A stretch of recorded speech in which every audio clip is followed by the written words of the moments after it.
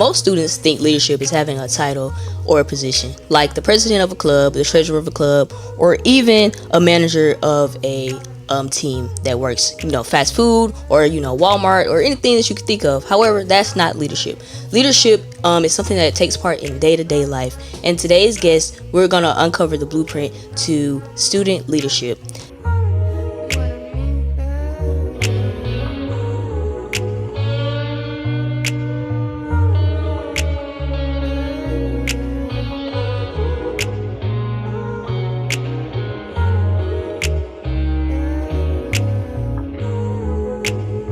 Today's guest is Tyler Powe. He is a senior business information systems student at Mississippi State University. He is also a student leader in multiple organizations, including SPARK and BSA, which stands for Black Student Association. Tyler, I'm glad you're here with me today. I'm excited for this conversation, as I always am. But if you would like to say anything else, you're welcome to. Firstly, I just would like to say thank you so much for having me here. Yes, sir. Really appreciative of you giving me this platform. And I would just like to tell everybody about my experiences and hopefully help someone. Awesome. So we're going to jump right into the nitty gritty here. You're a student leader, like I said, in multiple organizations. And you exemplify leadership so well, through just you as a person, me speaking with you on last Friday over lunch. Most people, like I said before, think leadership is, you get a position, you tell people what to do, and you go on about your life. But what does leadership mean to you, and how can that be, exuded through day-to-day life without, being a bossy type of leader? So like you said, leadership isn't just the title, it's about what you do in that title. Mm-hmm. So as a leader, I value influencing others and helping others reach paths that they potentially don't see themselves. Mm-hmm. So whether that be being a bridge between people, right, and being a network, a connection, whether that be actually mentoring someone, telling them about my experiences, and overall just being a good role model and example of what someone who is a leader is, especially an African American male. Mm-hmm. Considering that in our community there are a lack of positive role models who help males, and not just males, but literally just the community grow and develop into what it needs to be, right, for the future. Yeah, I like that that definition you gave. A leader is not, the title, is what you do with the title. And even without a title, it's what you do day to day to help your community, to inspire someone, to, be a helping hand to the others around you. And I think that's really important part that most people look over. So we're going to get right into the first question. What made you decide to step into leadership here at Mississippi State University? You're originally from Jackson, Mississippi. What made you want to do leadership here, and what inspired you, growing up, that you're going to be the type of leader that someone would want to be led by? Right, so that's a very good question. I would like to say first, I would like to shout out God, and I would like to shout out my mom and my support system, because without those things in that order, then I would not be who I am, and I would not have the motivation to help others in the way that I do. So just having a solid foundation in Christ is the number one, because God says to help others, and just put other people before yourself. So as a leader, it's not about the title, like I said. It's not about the flashiness. It's not about the pictures. It's about how you impact people, right? So just knowing that I'm a servant first, and it's not just about the pictures or the headlines or even the podcast, for example. Right, exactly. It's about how I can serve and help other people, and God calls us to serve. Right. Another thing, my mom is a very, very, very great role model for me, mm-hmm, and she developed me into the person I am today, specifically through early childhood initiatives, mm-hmm, right? So my mom, she's an early childhood development major, mm-hmm, and she opened up her own daycares, actually, when I was a child. So having that experience, I was just able to essentially help around the daycare. Right. And helping around the daycare, helping other kids, it kind of just puts a sense of leadership, mm-hmm, on you without the title necessarily, because I'm the owner's son. So I have to bridge that gap. And just growing up, I started to get more involved on my school campuses, in different service organizations throughout the community. Mm-hmm. And I've always just been about community service. That's something that my family and my mom really pushes me towards, and that's in itself what leadership is: community service. Right. So as I just continue to hone in on those leadership skills and rely on my support system, my lovely support system. Shout out y'all! I love y'all Right. so much. Right. Y'all are the best. Y'all don't make sure I want for nothing. So Right. that's something Shout out to I mom. shout Shout out out. to mom for making this Yes, wonderful young man. yes, and overall, just how I can impact others and be who I am, but also be a role model for people to come after me as well. Right. Okay. Yeah, that's really important. A lot of leaders think they have to change themselves. For someone that wants to be a leader, they, have to change themselves or change how they talk Yeah. or change how they dress or change how they walk or change something about them. But being a leader is not about who you are as a person on the outside. It's about who you are as a person on the inside. And with you saying that you were helping around at the daycare and things like that when you were little, I had a similar experience. Nice. My grandmother was deaconess in the church, so she was always cooking. My grandfather was a deacon. He was always at the church. We were always church. First Sunday school, second Sunday school, the Baptist study. Yeah. I mean Bible study. All those things like that. So with you saying you were helping from a kid, like, have you ever gotten tired of being of service to other people? Sometimes when I was a kid, I would moan and groan. I gotta help my grandma, fix plates or help her clean up the kitchen. As a kid, you don't really understand, what that's preparing you for. Yeah. So were there times when you were like, I just don't want to do this? No, there were not actually times where it was like I didn't want to do that, Right. and simply because I know the sacrifices that the Mhm. people who came before me have made in order for me to be in a position that I am and have the Right. experiences that I have. So I just keep that in the back of my mind as I Right. continuously like help people and serve people, because it's never gonna stop. The work Right. is never gonna Right. stop till the day I die. So it's just continuing to be a lifelong learner and being adaptable and positive, just having a positive mindset about literally everything is how I continue to push through and navigate life and navigate leadership as well, because you can't, in leadership, you can't expect things not to go wrong. Right. Things are going to go wrong. Some days you're not gonna feel it 100%. Right. However, you still have the duty to be in to serve. So Right.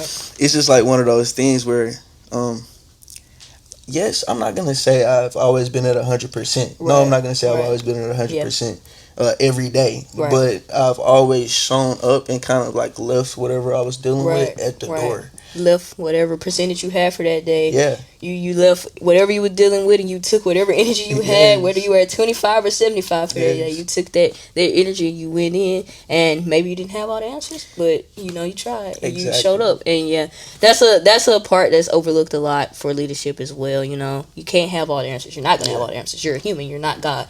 You're not gonna know the answer to everything. You're also gonna mess up. You're not perfect. Yes. So a lot of people just overlook that part. They want to be a perfect leader, Yeah. or things like that. But I say the perfect leader is a servant leader. You can't expect people to be to follow you if you're not doing what you want them to do. Also, I would just like to add, being a leader is also, well, for me, it's different types of leaders, of course, Right. and there's different types of leadership styles, and everybody does things differently. Right. But for me, leading with love is essentially Right. gonna be Right. my number one motive, Right. because I know that grace is Mhm. gonna have to be involved with Oh, yeah. leadership, because nobody is gonna be 100% perfect every single time. And even as a leader myself, I know that I can't set unrealistic standards for people Right. and kind of hold them to like a dictatorship or a prison system. Right. Because like I might be a leader, Mhm. but I'm not your dad. I'm not your Right, professor. right. I'm not. I'm a student, literally, Right, just like you. Just like you. We're both students. We're in the same shoes. I'm just Yeah. here to kind of help guide you a little Exactly. bit. I'm figuring it out, but yes, I have a little more experience in a certain area, but that doesn't necessarily mean, like you said, we know everything. Right. Right. Yep. With you saying that being a loving leader and having to adapt, what does that look like? Let's just say, for example, in Spark, when you're trying to be a loving leader and you have these freshmen coming in, that coming from a bad area or something, and they're not the most Mhm. easy to love? How do you face that, and how do you adapt to those challenges that you're faced with? The first word that comes to mind, that's a touchy subject, that's a tricky Right, one actually. right. But the first word that comes to mind when I hear you say that scenario is tact, right? Hmm. So tact is really just having adroitness and sensitivity to where people come from, Hmm. what environments they may be used to, and adapting yourself Right. to be able to walk up and approach that situation, because Hmm. you we're all products of our environment. Right. You can't necessarily make someone view things the way you view them, but you can kind of meet them in the middle. Hmm. So as long as I'm kind of meeting people in the middle, and just understanding where they're coming from, um, that's how I do that. But just to be more specific, like Hmm. Spark, for example. Right. Spark serves underrepresented students, which Right. typically don't have the same resources and opportunities and knowledge base as your average Right. American, Right. middle to upper class American.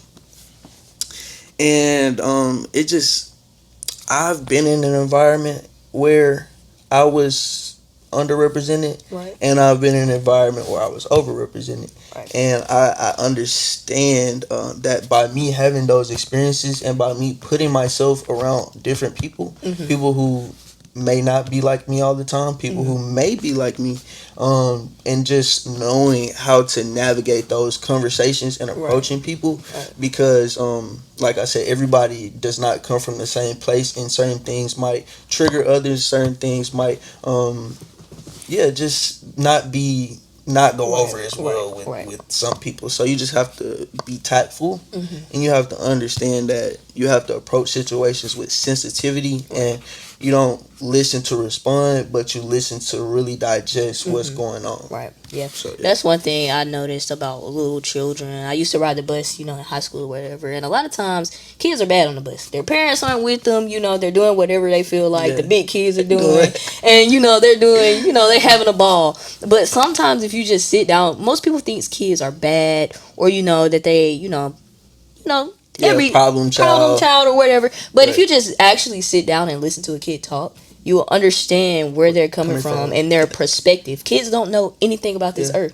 They don't know why they were brought to this earth. Yeah. They don't know why the dirt is brown. You know what I'm saying? So like you just have to sit and listen, and most times kids will help you see a whole different perspective. Just like students at Mississippi State and Spark, it will help you see a whole different perspective on life than you might have if you didn't meet them. So we're gonna take a step back now that we know what type of leader you are, Mhm. how you like to serve people. Let's take a step back, and so how do you get involved and you meet people and become a leader? Because you mentioned the connections you made, the people you've met, the conversations you've had help shape you to be able to handle situations tactfully. How do you get involved on campus or get involved in any type of thing to be a leader and to learn how to talk to people? So I'm gonna speak from two perspectives. I'm Hmm. gonna speak from the person who is kind of naturally inclined to leadership, and then I'm also gonna speak from the person who is more reserved and Hmm. not necessarily naturally inclined to Right. leadership. So as a person who is naturally inclined to just uh, be the person that Right. people typically follow and listen to, I have to understand that everyone isn't like that, and Right. just because someone is quiet, or they don't speak as loud, that doesn't make them not a leader. Right. It's just a different way that they view things, and their perspective Right. on things, and the type of personality that they have. So I think the first step is knowing who you are as an individual. Right. So my strengths actually, these are my Clifton strengths. I don't Right. know if you've Right. ever Yeah. heard of I've Clifton taken that strengths. assessment plenty of Yeah, times. but my Clifton strengths are significance, Hmm. which is essentially just knowing who I am in a room, Right. and knowing how that affects other people. Right.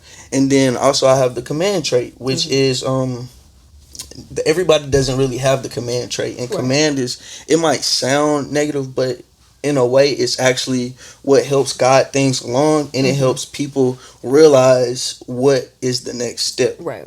So then I also have achiever, which Hmm. is just a person who has a vision for things and wants things to grow and develop. So as I continue to just there are two more. I can't think of them off the top of my head, but I also did take another personality test, and it gave me my whole personality, which is an ENTP, which is extrovert, something, something, something.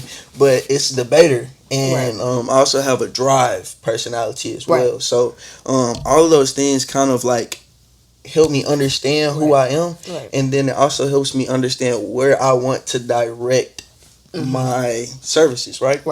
Because it just doesn't make sense for me to go and join the kinesiology club and try to be the kinesiology president when I'm a major in business information systems. You have to be passionate about whatever you're going for. So that's another thing. Passion, knowing who you are, and just segueing and speaking into more so the person who isn't naturally inclined to leadership, literally just putting yourself out there. That's the best way to get involved. Take a leap of faith, because it's not gonna be comfortable. No, not at all. It's very uncomfortable. I consider myself an extrovert, and sometimes I get uncomfortable introducing myself to people or being in a group, and sometimes that stems from other things, imposter syndrome, anxiety, stuff like that. But we're not gonna get into all that right now. But sometimes it stems from stuff like that, and I think putting yourself out there, whether you feel as good or not, is imposter syndrome. Yeah, we can go to that real quick. We can go to that just to touch on that since you brought it up. I feel like my heart is telling me to talk about this. In my opinion, imposter syndrome is not real. It's a mindset, right? It's just a means of like holding you back, right? They're saying that just because you're underrepresented in this space, then you're an imposter or you don't belong here. When realistically, we all have the same qualifications. We all did the same things in order to be in this room. So I literally don't believe in imposter syndrome. Honestly, it's really just nervousness. When you're underrepresented in a room, you're going to be nervous. You're going to feel like nobody is the same as you in this room. You're going to feel nervous. Now, you feeling unqualified or underqualified is probably more so of self-esteem. You have to let yourself know that this is something that you can do. You have to talk to yourself. This is something that I'm qualified for. I did the same thing that everybody else in this room has done previously. So I'm meant to be here. So yeah, I get what you're saying. And I get what you're also saying. Just like looking at the perspective, like, okay, I am the only one who looks like me in this room. That can be viewed in two different ways based on your mindset. So you can look at it and say, hey, I'm the only person in this room. I'm by myself. I'm alone. This sucks. Or, which is the method that I take, I say, hey, I'm the most different person in this room. Exactly. I stand out in this room. That's my advantage. Exactly. This is what makes me different. This is what makes me strong. They are not like me. So just having that ability, because really as a leader, you have to find something that makes you different. And you have to make people want to follow you. Because leadership is about influence and guiding people and showing people that this is the right way. Or sometimes this is the wrong way. Because really leadership, you could be a bad leader and you could be a good leader. Or you could be a leader who is good but for bad reasons. We all know about the people in the past who've done terrible, horrible things. But they were leaders. So and some were the most influential leaders in history. But what they did was bad. It doesn't take away the fact that was horrible things that they did. So I get what you're saying. Yeah. So it's just all about perspective and like shifting that mindset to know like, hey, I am qualified, even if you don't think you qualify. A lot of times, a lot of those people that's in that same room as you, they haven't done as much as you, or they don't even know as much as you. Because a lot of times, I didn't want to play the race card, but as African American, you have to be more qualified to. You have to be overqualified to qualify. Exactly. Yep. I totally get that. So, with you saying that, if you're a more reserved person, and even if you find yourself not really knowing what your crowd is or anything like that, just get out and go and do something. Especially if you're a college student, it's an organization for every type of person. I promise. Especially at Mississippi State. I can't speak to other universities, but Mississippi State, we have a organization for every major, every person, every type of person, every color of person. it's definitely something that you can get involved in, and if leadership is something that you want to take part in, it's many different avenues for that as well. We have a lot of community service opportunities, as I'm sure many other universities do, and within your community as well. A lot of community service opportunities, especially in like the Starkville area. You can make community service opportunities. I mean, you don't have to, take what's already there. So just put yourself out there, especially if you're trying to be more open and become a leader. Definitely start talking to people, have conversations, get comfortable being yourself. With that being said, many students don't get involved, like we spoke about before. So, what are some practical things they can do to help boost their self esteem, help boost their talking skills? A lot of people, they're nervous to talk because they don't necessarily know how to talk to people. So, what are some practical skills you can advise for that? Right. So I am gonna die on this hill when I say you should not come to college if you're not going to get involved. Right. Yep. College is not just about the credentials. It's not just about the degree. It's about your network as well. Mm-hmm. And I would actually like to say it's not about what you know. It's about who you know. Exactly.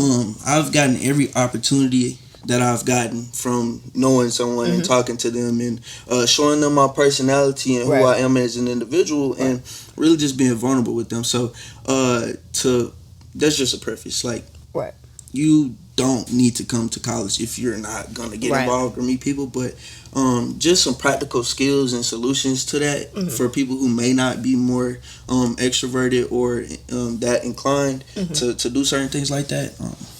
Practice makes perfect. Right. So believe it or not, I'm an extrovert, but I have a very high level of anxiety. So I sweat. I literally, my hands have a natural tremor. And I actually get really anxious when I'm getting ready to talk to people. However, it's about attacking it literally head on, and practice makes perfect. So as you continue to put yourself out there, it's literally just taking a leap of faith and making that one step and saying, hey, I'm gonna meet this many people this week. I'm gonna go talk to five more people this week than I talked to last week, and you never know, one of those 5 people could have a potential job opportunity for you. And that's another thing too. If you are not so inclined to like meeting people and talking to them off rip, you should always have an elevator pitch, an elevator speech. An elevator speech is essentially just describing who you are as an individual, what you do, what you can bring to the table, and ending it with an open-ended question like, how can I serve your business? How can I help do things for this company or in the role potentially underneath you? Something like that. And then you never know that could literally just be like, hey, I want to take a leap of faith and opportunity on this guy because he's passionate about what he does, and I actually see that. So culturally, you have to be a fit for the company, and they'll never know who you are if you cannot communicate that. Exactly. Communication is key. Communication is the number one skill in someone's toolbook because you could literally make people feel, oh wait, there's power in words, right? Words have power. Words have power. So as we continue to understand that as a community, that's going to be what breaks the barriers that we face. Like, just to go on a little tangent, I actually am a leader in a number of student organizations, and I don't just like to preach at them. I don't just like to teach at them. I'm not their father or their professor.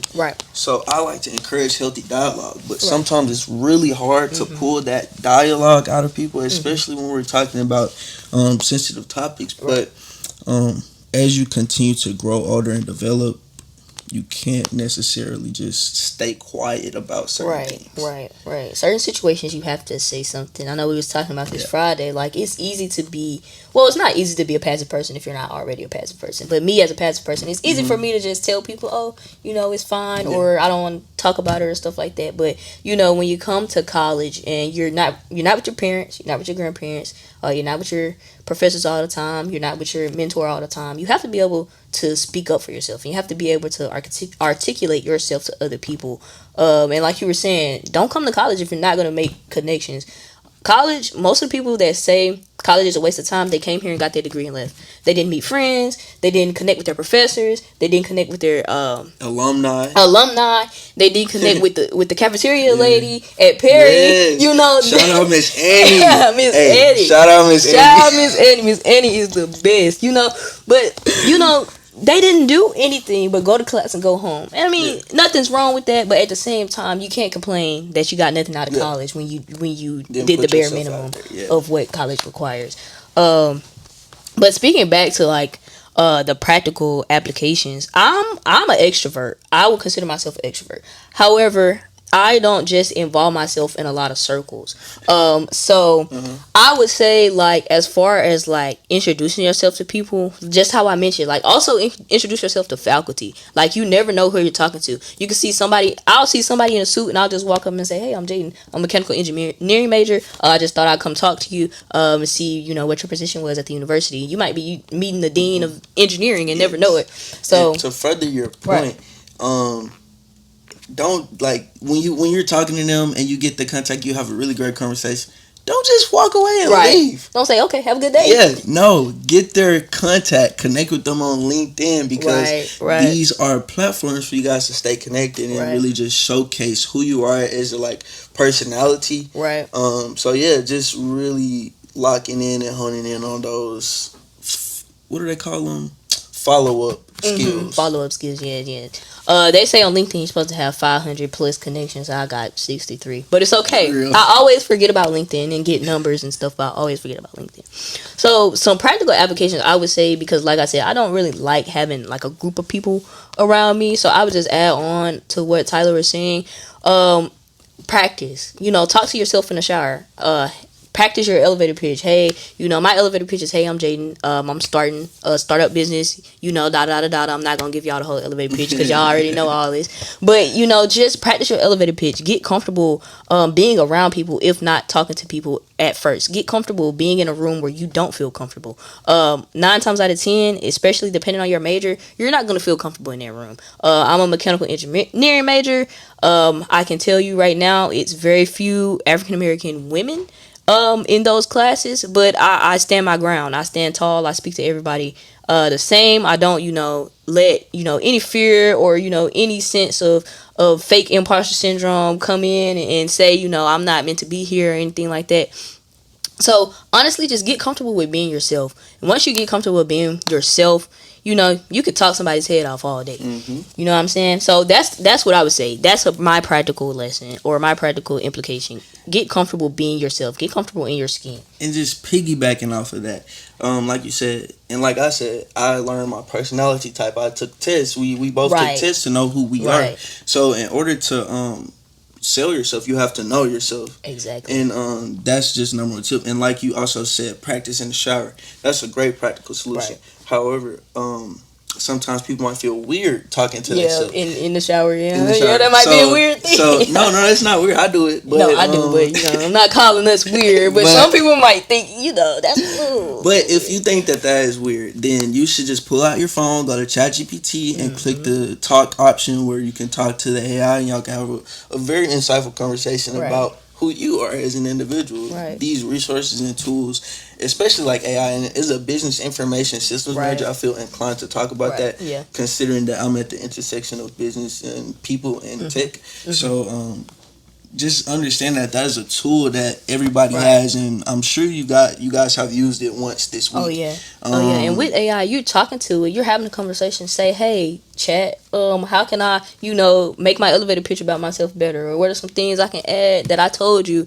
that would be insightful for a career fair or interview or lunch with a group of people I haven't met before." You know, it's these tools, the AI tools, are really great to use, especially as a college student, especially as an inspiring leader or someone inspiring to do anything, business, leadership, whatever you want to do. AI is a great tool for that. Also, I wanted to say with AI, you like last week, for example, I had to participate in this. Well, I actually had to star in this scooter video on campus with the student affairs office to really just bring awareness to the school policies and Right. what not to do and what to do with that.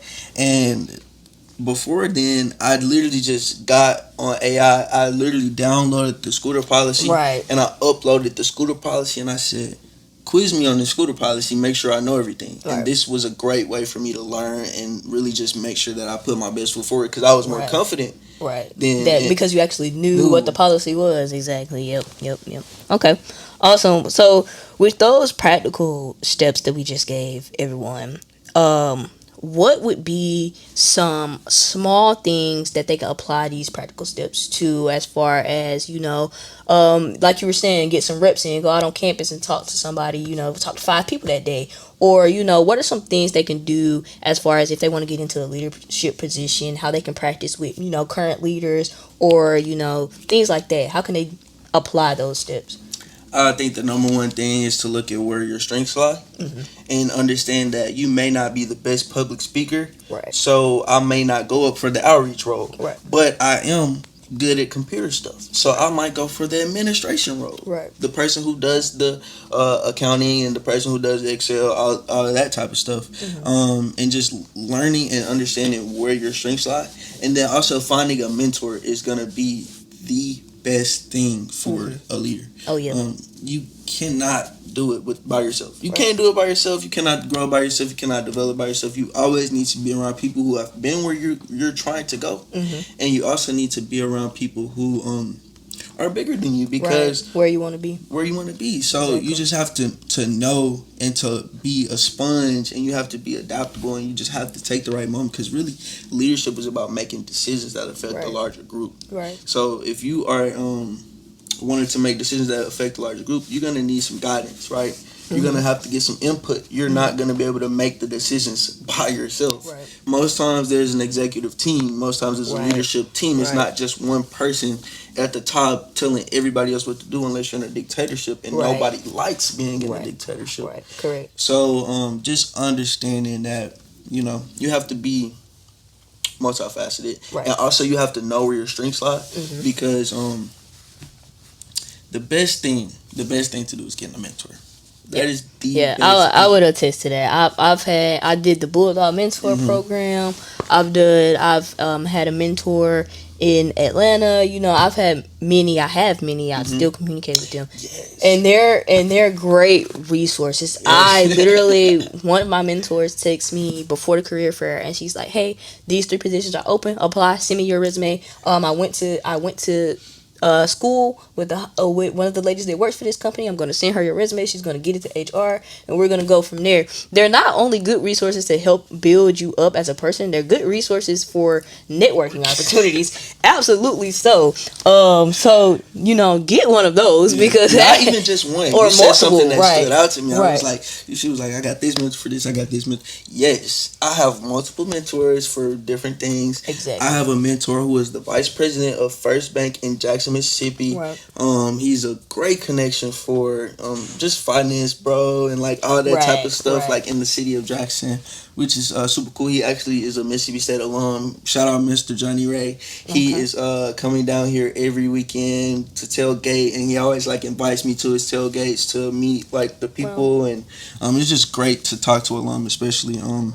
Then I have this mentor. His name is Keon Allen. He was actually one of my first mentors at Jackson State University, because I don't know if you guys wouldn't know this, but I'm a transfer from Jackson State. I did 1 year there. But coming to a HBCU, because I'm only going to talk positively about my experience on this podcast, but coming to a HBCU, there are a number of professional development opportunities specifically geared towards us. And there's this organization called Blue Streak. Shout out Blue Streak. I was actually mentee of the year.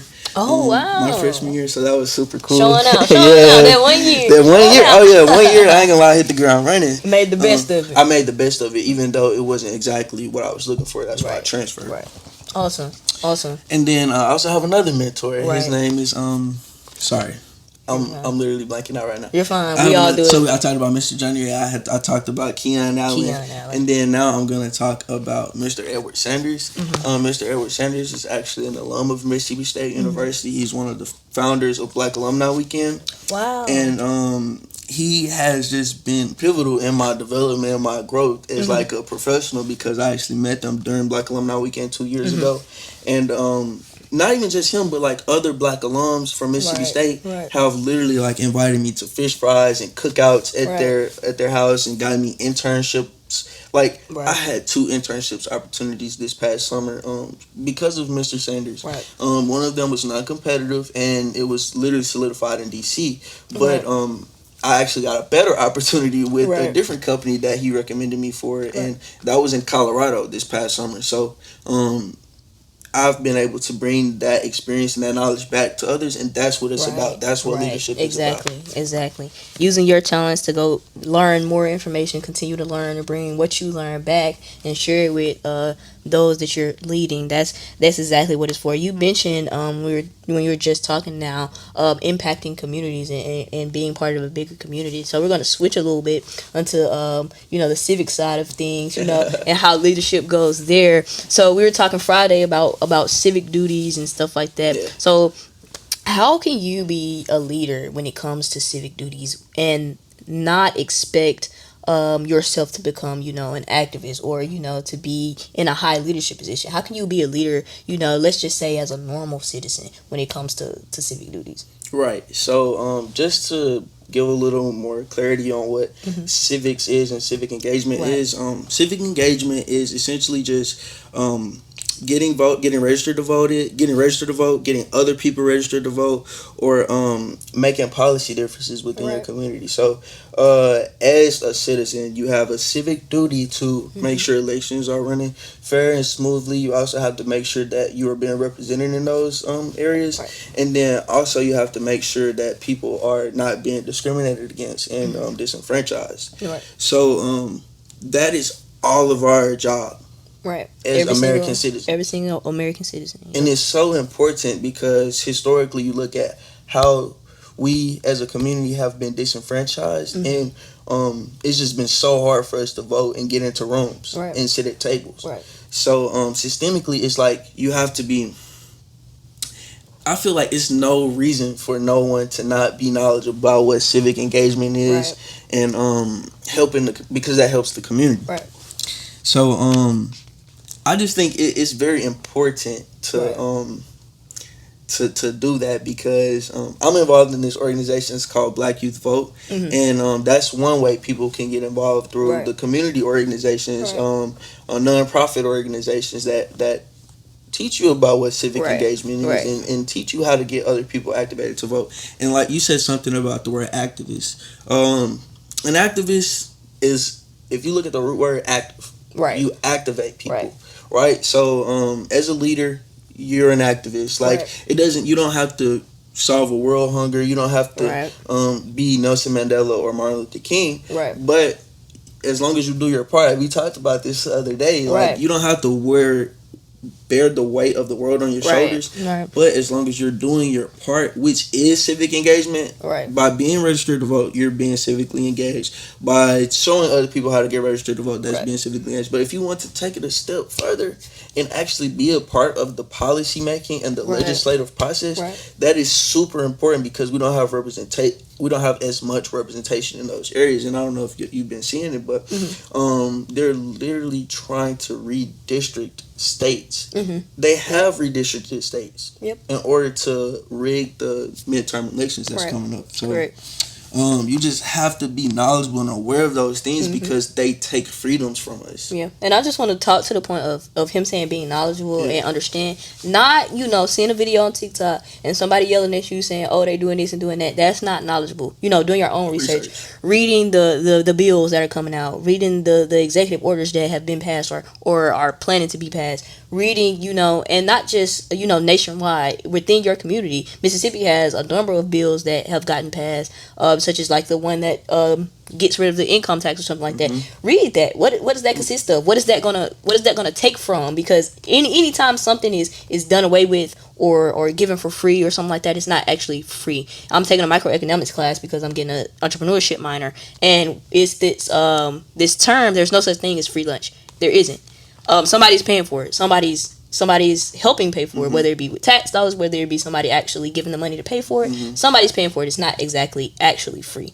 And so that's what he means by, being knowledgeable. Not somebody yelling on TikTok telling you that this and this is finna happen. Actually do the research, get on Google, search the bill, know the Constitution, know your constitutional rights, know your birthrights as an American citizen.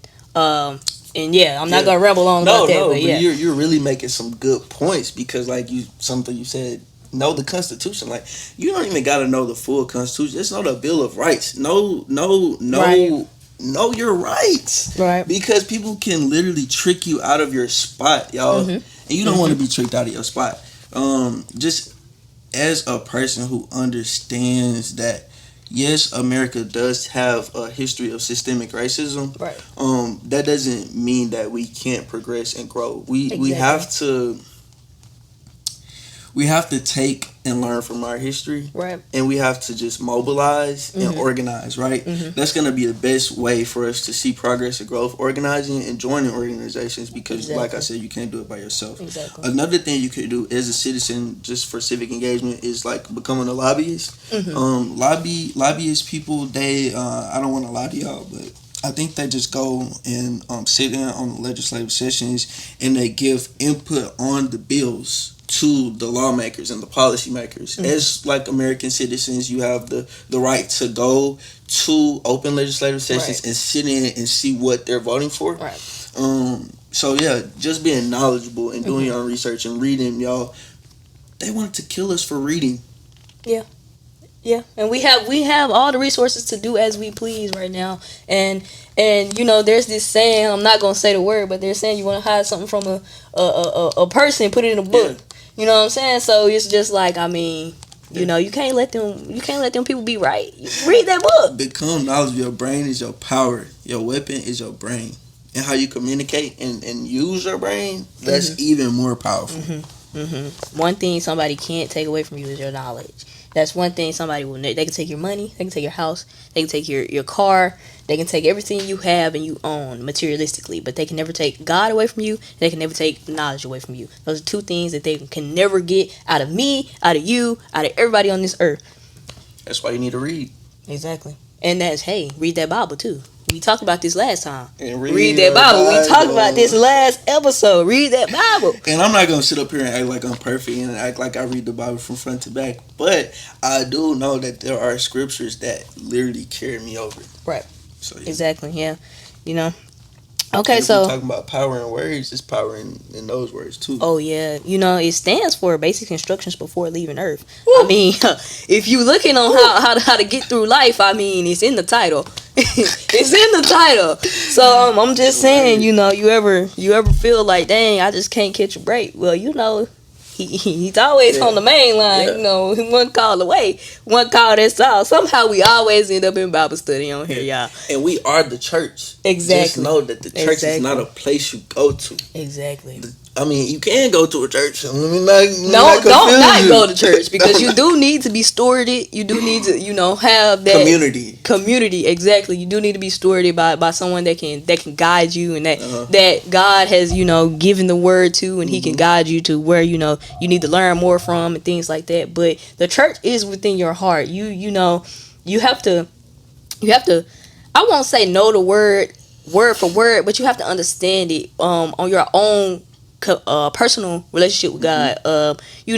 When you read it, when you might be on drugs or something like that, that's not gonna be the same understanding you get when you get off drugs, and God has placed you in a better position. And then now when you read it again, you get another understanding, and then you move to that next level, and that next level, you're gonna get different meanings and different understandings from the Bible as you grow as a person. So never stop reading the Bible. Never stop reading in general. Yeah. Good segue. Yeah, it is. So with that being said, we'll talk a little bit about moving into leadership and branding yourself as a leader, or as they call it these days on social media and stuff, personal branding, or whatever the case may be with that. How would you, if you want to, be a leader in civic engagement, if you want to be a leader on campus, if you want to be a leader, we were just talking about God and the Bible, you want to be a leader in church, you want to be a leader at the community center, wherever you want to be a leader at, how would you use, personal branding to help you and to sell yourself to those people and a part of that community? Because if a community, doesn't believe who you are as a person and your personal branding story, then they're not gonna, want to follow you as much or at all. Exactly. You really just have to have the mindset that you have to lead by example. You cannot be in a position, or you cannot go up for a role and expect things out of people that you don't even hold yourself to. So Right. I know me personally, nobody can say that I expected something out of them that I didn't uphold myself to first. Right. So just knowing that you need to you just need to focus on like who you are as an individual to personally brand yourself, because you cannot build your brand off of somebody else. Right. You cannot follow somebody else's blueprint in order Right. to be the person that you want to be, Right. because that is not the right way. You're not that person. Exactly. So firstly, knowing yourself, and then capitalizing off what that means. Like, Right. I know that I'm a streetwear guy, I like fashion, or like Right. I know that I'm a business professional guy, I like to put on suits. So Right. what I'm gonna go do? I'm gonna go take a photo shoot. I'm gonna go get some headshots. I'm gonna Right. make sure my hair cut. I'm gonna make sure I Right. look nice. I'm gonna make sure my shoe fresh. Right. I'm gonna make sure my shoe fresh. Right. Fresh And from I'm head to toe. Fresh from Wipe head to me toe. down. Right. Exactly. Exactly. So just knowing that, like, how you present yourself is how people view Right. you. All right, we back, y'all. We had some little problems, but we back to it. So we was talking about personal branding and dressing professional. Leaving a first impression with how you're dressed. We'll just let you finish your thought that you were getting out, and then we'll go ahead and wrap it up a little bit. Yeah, so you previously asked me how could someone who may not be as like fashionably inclined could present themselves, right? Right. So I was just gonna say my number one tip is monochromatic. Dress in the same color or Right. something similar, because color coordination, it helps you stand out. Right.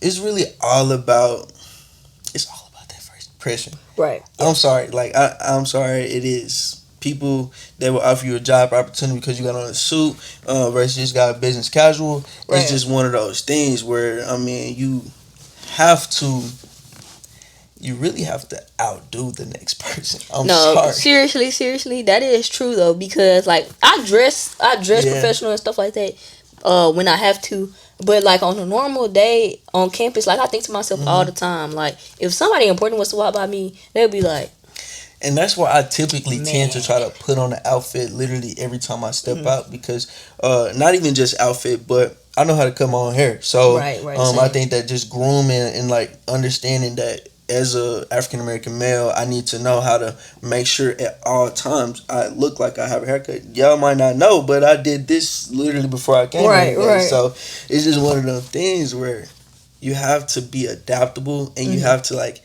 use your fashion and how you present yourself Right. in order to make a statement and leave Right. an impression. Right. Yeah, I'm finding my way around that.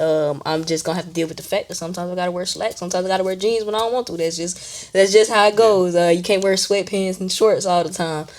So with personal branding, and continue on with that, as well as personal appearance, what are some other things that people can do, to make themselves look like a leader, feel like a leader, and give off that good first impression? Right. So confidence is key. That is internal. That's something that you actually have to build yourself. So like we talked about, we gave practical solutions throughout the video in order to gain confidence and gain those skill sets that you understand yourself, and really just expressing yourself, because we all know who we are on the inside. Some of us may need a little bit more development than others, Right. but you know who you are, Right. and the your fashion and how you speak is how you express yourself. Right.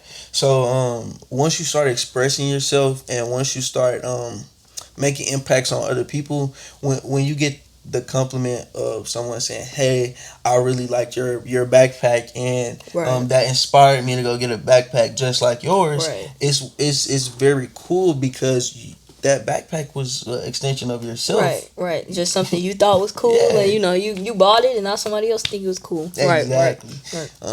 And it's just like, as you continue to grow and develop, look to inspiration from places that you haven't had experiences in. Like for example, if you are wanting to learn more about how to dress professionally, look inside of a professional development magazine or something like that. And always put your own spin on it, y'all. Right. Something I like to do with, because I'm getting into my own style of stuff now and stuff like that. Something I like to do is look at Pinterest and then like use the find items like this thing and kind of like match it a little bit to make it my own. Cause like I like neutral colors like brown, like the green you have on now. So like earth tones, exactly. So I like to find stuff like in those colors, and I wear a lot of black and a lot of white. Like y'all can tell I have a tan shirt on right now. Like I like those like neutral colors. You can put it with anything, any color. I could wear this with red pants if I wanted to. That's you know what I'm tip. saying? So you drop it exactly. So as far as that goes, like yeah, Pinterest will help you. It'll help you a whole lot.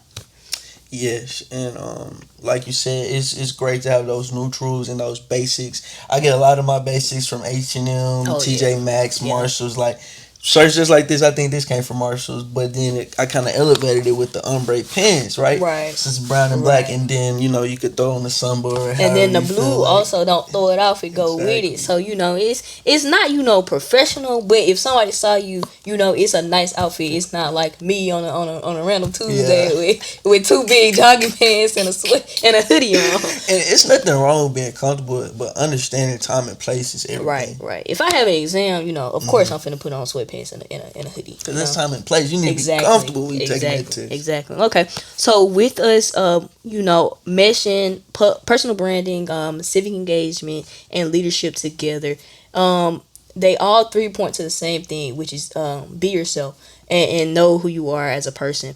So, what would you recommend to somebody that may know, a little inkling of who they are as a person, but haven't exactly found the purpose that God has put them on this earth for? What would you recommend for them to do to find that purpose and to start embracing who they are? Yeah, get around like-minded people. Right. My friends motivate me every single day. Just meeting Jaedyn and like understanding that we have the same type of drive, it motivated me to be here today, and it gave me this platform. So just understanding that your network is your net worth, and however you use the people around you and add value to their life as well, because you're not just gonna just use people and not expect that relationship to start running thin or dry. You actually have to be of value. You have to add symbiotic qualities in order to have that long-lasting relationship. Because it's one thing to just walk up to somebody and start having a conversation, y'all cool by the end of the conversation, but really developing and like learning something from that conversation, and not only that, but taking it past that one conversation. It's not just about that one initial getting to the door. You have to get in the door, and you have to go throughout the whole house. Maintain it, right? Exactly. So just being around people who are like-minded, who motivate you, and who you can help as well, that's the best way for someone to really just hone in on all those skills. Awesome. And we're going to ask one more question. What was the most challenging thing you had to deal with as a leader, and how were you able to overcome it? And what are some things people can do to gear themselves to be able to overcome challenges as a leader? Right. So in leadership, and not just leadership, but businesses, professional settings, school settings, you have to deal with other people, and you have to deal with many personalities. So just understanding that it's all about understanding, and it's all about communication. It's all about effectively reaching people and talking to them. Because like we talked about earlier, everybody doesn't come from the same background. You have to have tact. So as you understand and communicate the fact that, okay, we may not have the same shared experience, but we can work together to reach a common goal because we want the same thing. So we might do things totally different, but we can still bounce off of each other and get that. So just to be more specific and less high level, I'm going to say I've had plenty of confrontations with my executive boards and people inside of my organizations because we're not necessarily seeing eye to eye. But it's never the thing of we don't want the same thing. We always want the same goal. Means of getting there. It's just a different means of getting there. So communication is key. Cross team communication and collaboration. Right. You have to be able to listen to somebody and not necessarily always agree with them, but then effectively meet them in the middle, because that's what it's about, meeting people in the middle. You have to buy in, you have to trade off. It's just certain things that you have to do in order to reach the goal. But every time you're in a team development, every time you're in a leadership role, every time you're in a group setting, you're gonna have these different personalities, and it's all about communicating and meeting people where they are. So yeah, I'm a very big proponent in laying out my line. Right. This is my line. These are my morals. These are my values. Those are non-negotiable. These are non-negotiable. Right. But we can work together to reach the solution. So I stand on business. Right. And typically I've thought about what I said before I said it. Right. So it's just like, as long as you can effectively communicate that, you could. A lot of times you kind of shift people's perspective too. Right. So just understanding someone's latitude of non-commitment, understanding someone's latitude of acceptance, and understanding someone's latitude of just in the middle, right? In the middle, where they're willing to meet you. Willing to meet you in the middle, and that's literally communication theory. Right. And I learned that in class. It's called, right, man. College teaches you so many things that I never would have thought I would have learned. Even like life lessons. Like it's crazy. So today we not only uncovered the blueprint for student leadership, but how to be a leader with civic engagement, personal branding, and just being an all-around person that knows yourself. I loved our conversation today, Tyler. It was a great conversation. Somehow we always end up going to Bible study on the blueprint, but if you want the blueprint, that's the blueprint. It's God. So somehow we always end up there, but he's the true blueprint. He's the blueprint for it all. So I hope you guys enjoyed this episode. Next episode, we're going to continue this theme of leadership with someone I trust. He's taught me so much in class, and I'm just ready for our conversation as well. It's going to be a great stepping stone on top of what Tyler has already talked about. So y'all stay tuned for next week. With that being said, I'll see you all in the next video. Bye, y'all. Peace.